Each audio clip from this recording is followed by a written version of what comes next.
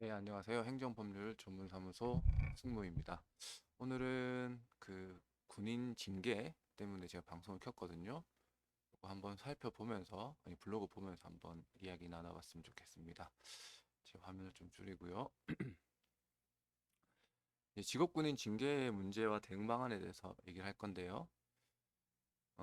이제 저희는 또 저희 행정사 분들 중에 이제 대대장 출신 행정사님이 계시고, 뭐 연대 인사과장, 뭐 제가 저도 연대 인사과장까지 하고 나왔고요. 그래서 이제 군 관련 업무를 책임 진행하고 있습니다.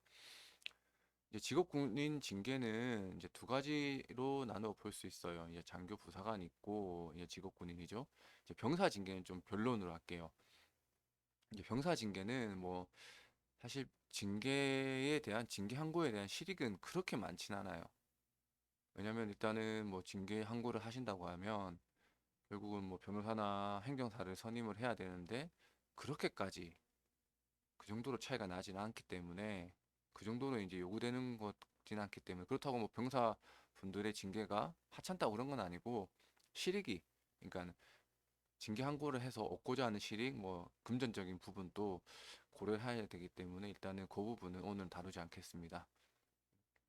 일단은 그 직업군인 징계 이제 뭐 공무원 징계는 특별행정심판의 한 종류예요. 그래서 인사소청이나 이제 군인 같은 경우에는 징계 항고라 하거든요. 또 징계 군인들 같은 경우는 징계 항고도 있고 인사소송도 있긴 해요. 근데 일단 오늘은 일단 징계 항고에 대해서 다툴 건데 다루어 볼 건데 특별행정심판이라서 행정소송으로 가기 전에 반드시 이제 징계 항고 공무원분들은 징계 인사소청을 하시고 난 다음에 그 결과를 가지고 다시 이제 징계 소송으로 행정 소송으로 나가야 됩니다. 이게 이제 필요적 전치주의라 가지고 반드시 그런 절차를 거치셔야 됩니다. 오늘은 이제 장교와 부사관 직업군인 징계 두 종류로 나뉘는데 첫 번째는 제가 구분할 때 이거 일단 직업군인 징계는 한 가지밖에 없어요. 징계 항고. 뭐 경고장이면은 이제 인사소청 가시는 건데 여기서 다시 뭐 신분에 따라서 나누기보다는 이제 군인은 단기 복무 장교, 단기 복무 자원하고 장기 복무 자원 이렇게 나뉠 수가 있어요.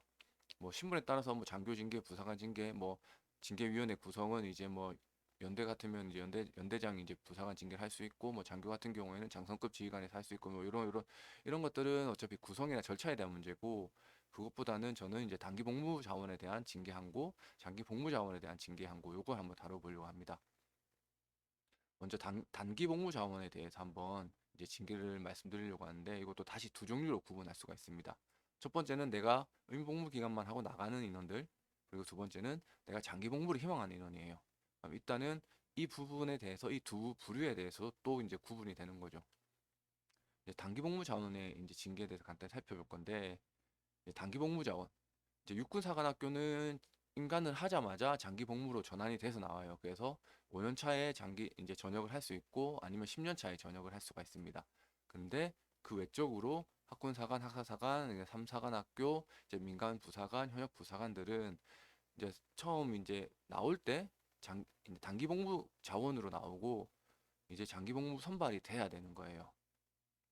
그래서 보통은 이제 의무 복무 기간만 채우고 나가시는 분들도 많고 이제 장기 복무 선발이 돼서 직업군의 길을 걷고자 하시는 분도 많습니다. 보통 이런 걸 우리는 묶어서 초급 간부라고 부릅니다.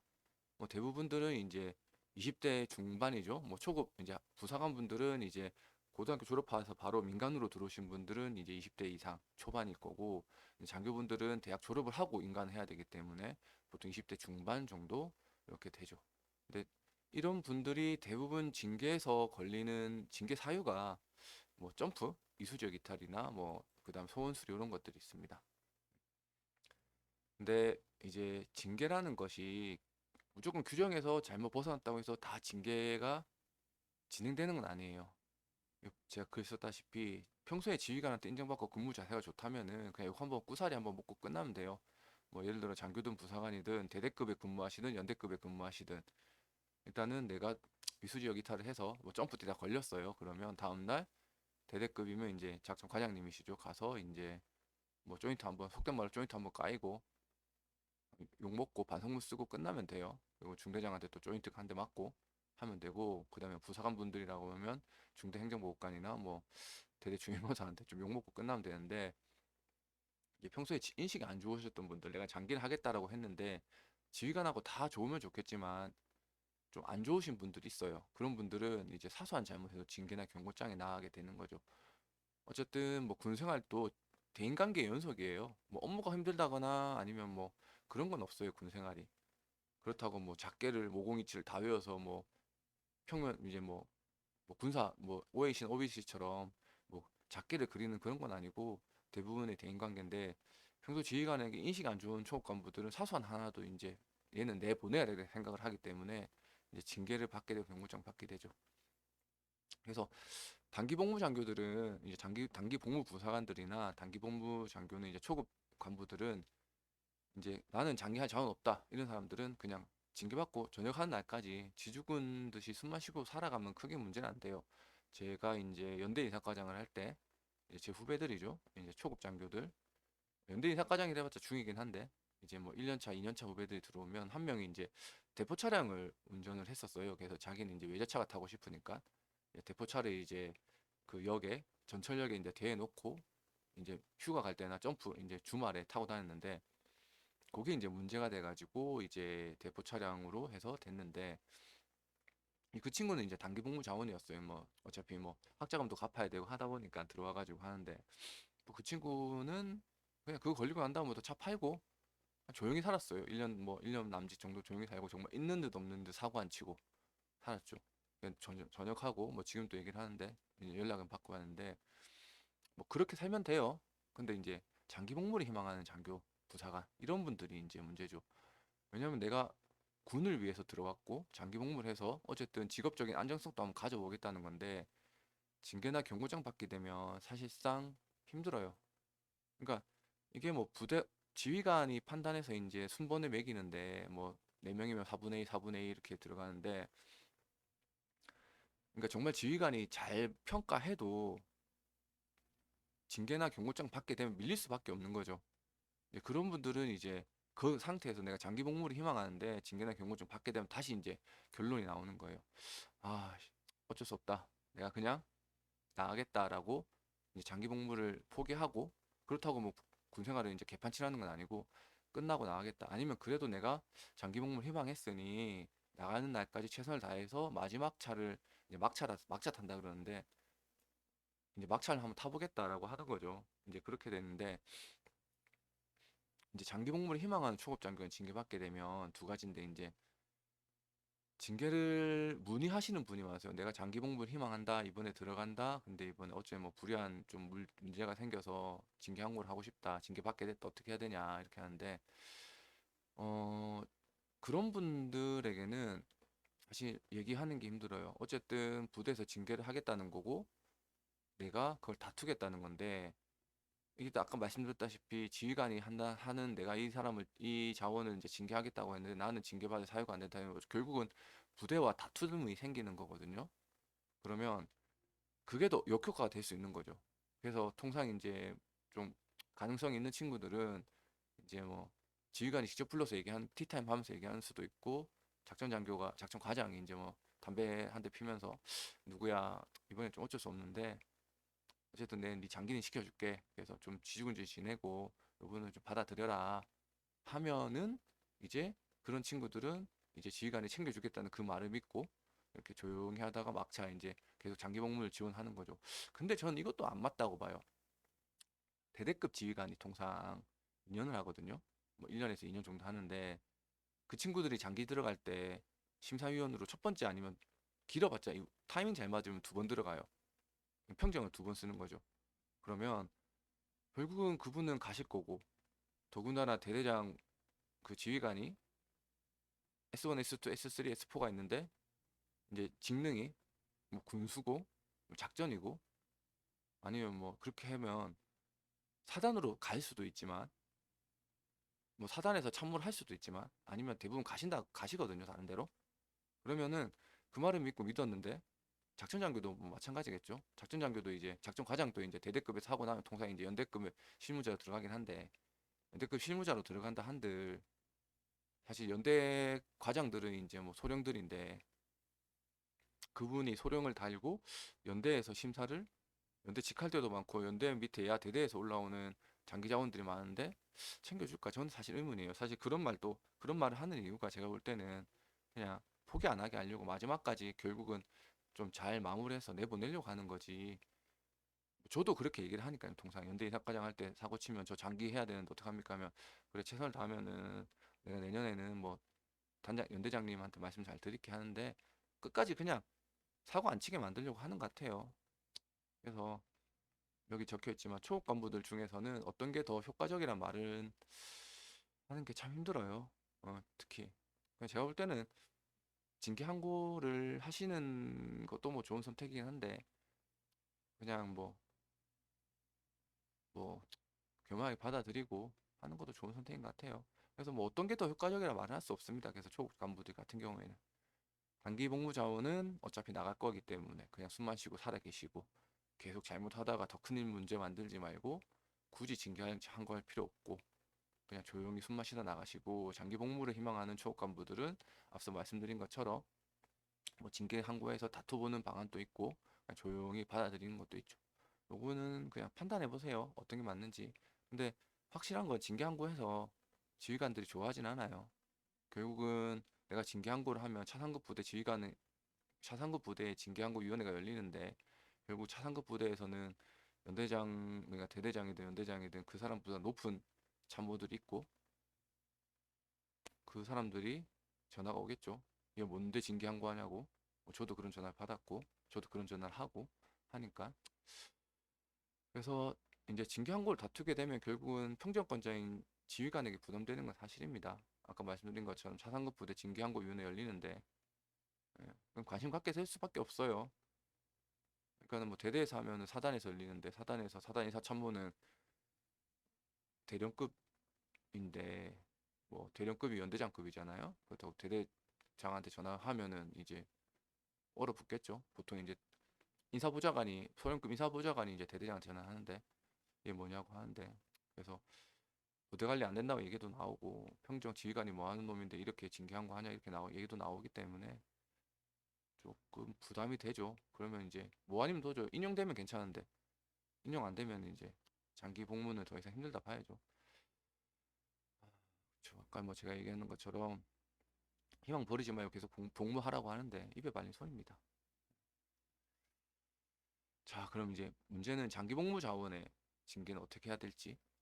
이제 장기 복무 간부부터는 이제 직업군인 안정성이 보장됩니다. 중사, 이제 중위 이렇게 이제 장기 복무가 되면, 중사는 정말 사고 안 치면은 특별한 일 없으면 상사 아니면 원사까지 되고, 이제 장교들은 뭐 좀 출신에 따라서 안배도 좀 있긴 하지만 특별한 일 없으면 소령 단다고 보거든요. 뭐 제가 아시는 선배는 이제 대위가 7년 차 연장 돼서 7년 차에 이제 소령 다시 한 또 분도 계신데, 어쨌든 그분은 소령만 바라보는 거였고 이제 그렇게 되는 거죠. 뭐 장교는 이제 중령은 돼야지 이제 좀 먹고 살만한데, 어쨌든 소령 달아도 뭐 연금 생활이 연금은 나오긴 한데, 그래서 장기 복무 간부님들한테 이제 징계는 좀 문제가 됩니다.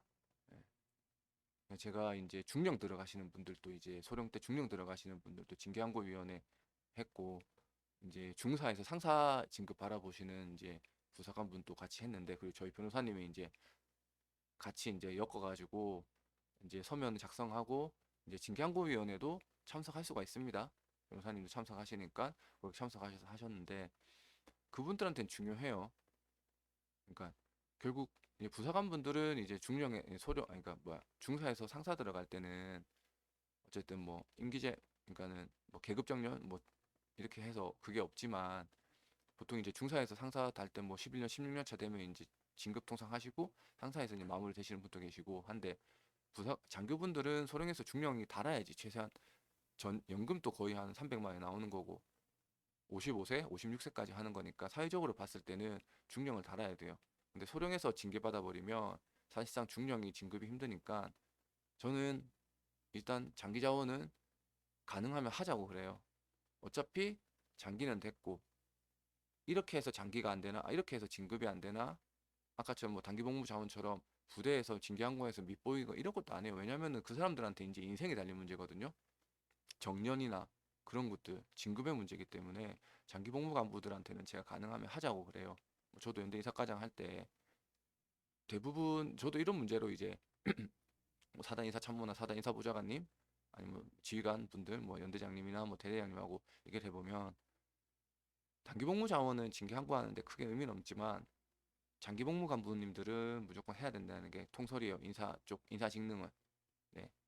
왜냐면 결국은 내가 나가서 살려면은 최대한 장교는 소령은 중령은 돼야 되고 이제 부사관은 상사 이상은 돼야 되는데 여기서 밀려버리면 특히 장교님들은 그게 힘든 거죠. 소령 달고 나가면은 실상 연금 해봤자 180에서 200 정도 되고 그것도 이제 월급이 더 많으면 이제 그것도 이제 삭감이 되는 현실인데 그래서 저는 무조건 통상 장기 복무 간부들은 이제 하자고 그래요. 어차피 눈치 볼 것도 없고 내가 징계 받아서 진급 안 되나 징계 항고해서 찍혀서 진급 안 되나 그래도 징계 항고해서 결과라도 좋게 나오면 눈칫밥은 없어진다는 거예요. 통상 뭐 괘씸죄라고 하는데 그 괘씸죄는 없어지는 거예요. 왜냐면 그때부터는 내 실력으로 진급을 하는 거기 때문에 내 실력도 있고 뭐 당연히 이제 뭐 출신 간의 안배도 있겠지만 그게 소문은 금방 사라져요. 그 대대장이든 원대장이든 뭐 뭐 참모든 사단 참모급이든 그렇게 한번 찍혀도 뭐 군대가 좁아서 얘기가 돈다고 해도 결국은 새로운 이제 지휘관이 오고 새로운 이제 보좌관이면 새로운 참모가 오면 주위 사람들 얘기하겠죠. 뭐 이 친구 뭐 징계항고에서 뭐 보에서 찍혔다. 근데 정작 내가 써보니 나하고 코드가 맞거든요. 그러면 그거 다 잊어요. 금방 잊어요. 그리고 그 사람이 오히려 앞장서가지고 장기 복무나 그 진급 선발 이런 거 통상 이제 대변인이 되는 거죠.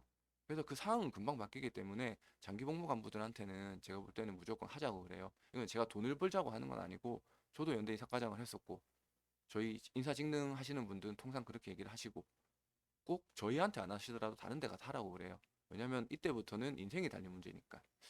그쵸? 그래서 저희는 이제 초급 간부들 온다면 설, 장기 복무인지 단기 복무인지 하고 이해득실을 말씀드려요. 그래서 이런 건 이렇게 되고 저거는 이런 단점이 있고 이건 이런 단점이 있습니다.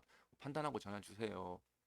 이렇게 하고 장기 복무님들, 장기 복무 이제 간부님들은 이제 하느냐 하지 않느냐 문제가 아니라고 설명드려요. 왜냐면 해야죠.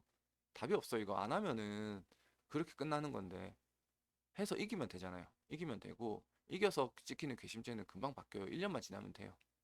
그리고 다른 사람들은 저한테 별로 관심이 없어요. 자기 일 바쁘지.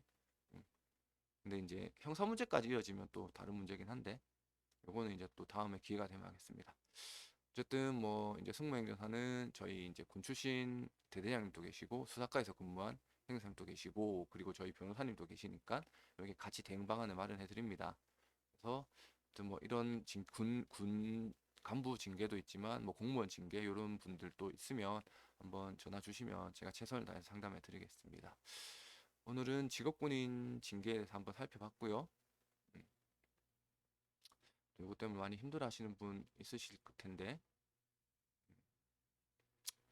한번 제가 올린 글이나 뭐 이 영상이 좀 도움이 되셨으면 좋겠습니다. 네, 이상으로 행정법률 전문사무소 승무였습니다. 감사합니다.